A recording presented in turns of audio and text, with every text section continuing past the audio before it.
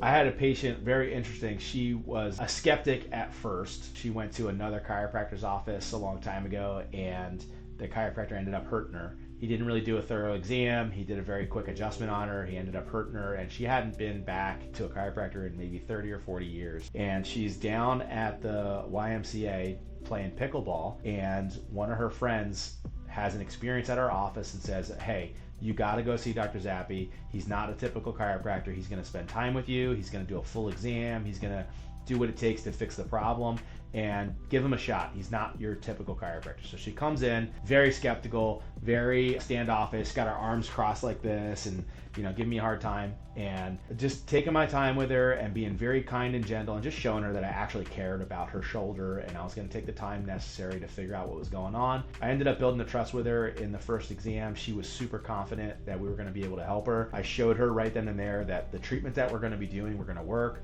She left in less pain than when she came in. She ended up coming back. We treated her for about 4 weeks, and she has sent me probably 10 patients by this point because it just completely changed her mind on what chiropractic care is. I did not actually crack her neck. Some people I don't have to do that with. There's a lot of fear involved with chiropractic care and a lot of hesitation, and a lot of times we don't have to do the things that you think we might be doing.